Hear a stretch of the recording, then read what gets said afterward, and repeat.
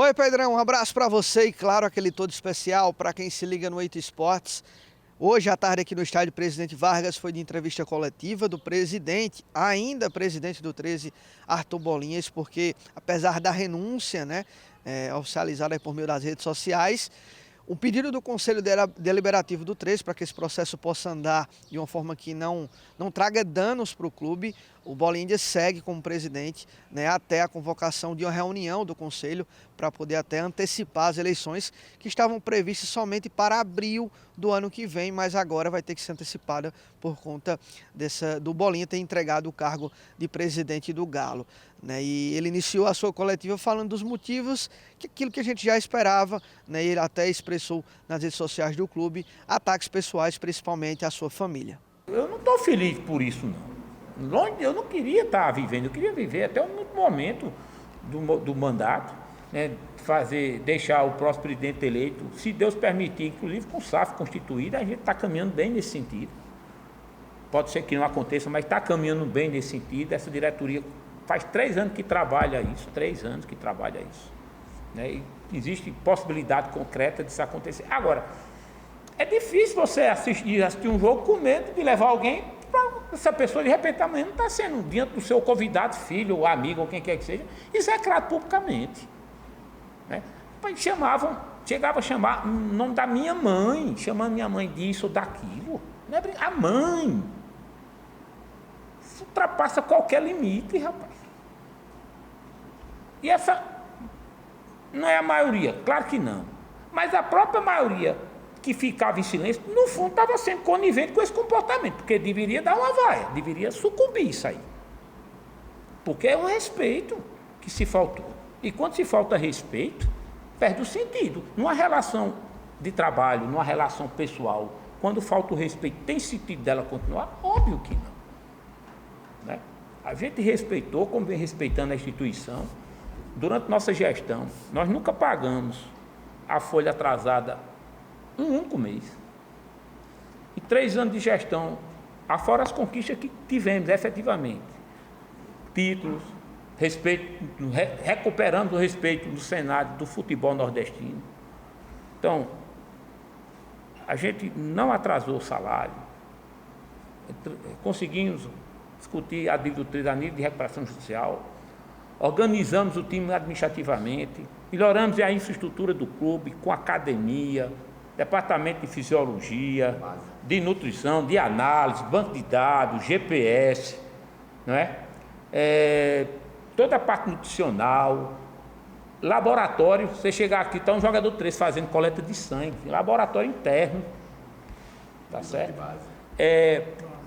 Reformamos completamente a loja do 13, transformamos a loja numa loja padrão, licenciamos a marca do 13 para vários produtos, para poder gerar receita. Eu vejo algumas pessoas criticando, o 13 não é um time de hambúrguer, não, mas são formas de gerar receita, para poder cobrir os custos do clube, já que, infelizmente, só com a presença da torcida, a gente não consegue fazer o clube acontecer, porque o que tem sido gerado de receita a partir da torcida, desde o primeiro ano, nunca conseguiu cobrir as despesas que o clube tem, nunca conseguiu cobrir. Perguntei ao Arthur Bolinhas sobre algumas falas, que acabaram, de certa forma, desgastando, a sua gestão, uma que ficou muito clássica para o torcedor, que ele teria dito em algum programa de que o 13, um ano do centenário seria um ano comum, mas o Bolinha negou que em algum momento teria falado isso, e reforçou que fez de tudo para que o 13 pudesse render dentro de campo, mas na parte administrativa para ele as coisas estão andando. Eu nunca disse que o centenário é um ano comum. A gente fez o aniversário de 97, 98, 99, é óbvio que eu disse que tem a sua simbologia.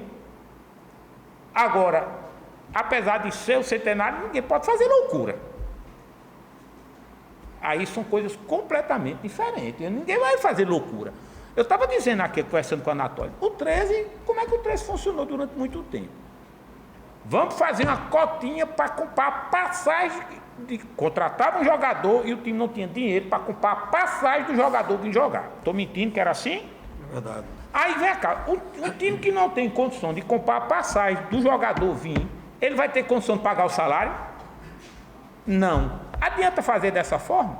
Para estar aí 30 e tantos milhões de dívida E que se não fosse a nossa gestão que ingressou com a RJ, essa dívida já estava alcançando, se brincar, uns 50 milhões de reais, porque só de serviço da dívida era mais de 300 mil mês.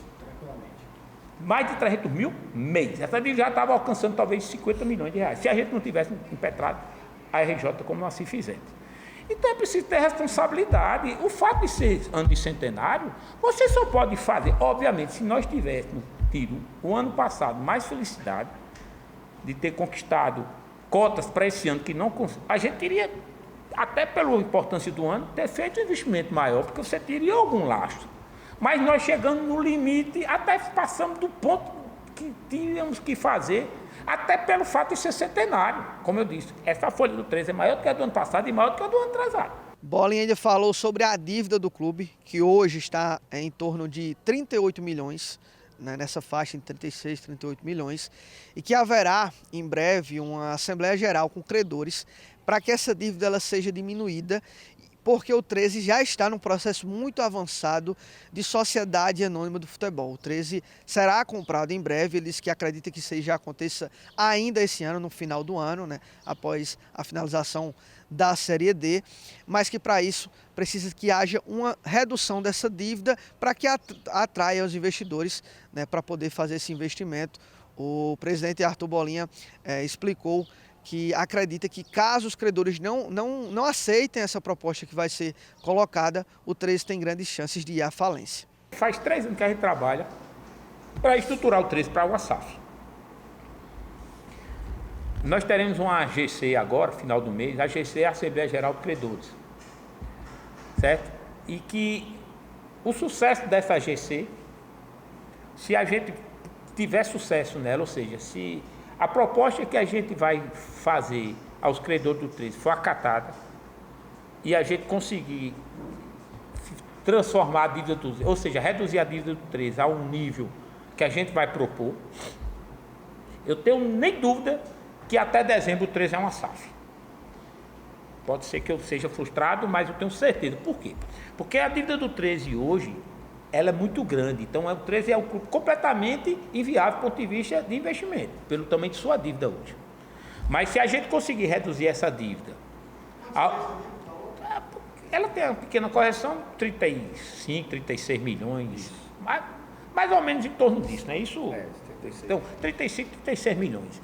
Então, quer dizer, se a gente conseguir reduzir essa dívida do 13 a um tamanho que a gente vai propor na Assembleia de Credores, eu tenho certeza que o 13 torna-se um ativo interessante para poder realmente encorajar. Agora, as propostas que a gente recebe, todas elas são condicionadas a essa questão. Vocês já aprovaram a SAF, a RJ? Não.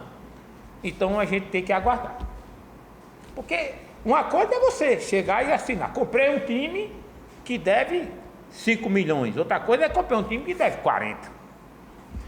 E o que é que acontece com os credores? Eles só, a gente nem anunciar pode fazer nada, porque se a gente anunciar, eles vão achar porque tem dinheiro, aí os caras não querem aceitar a redução da dívida.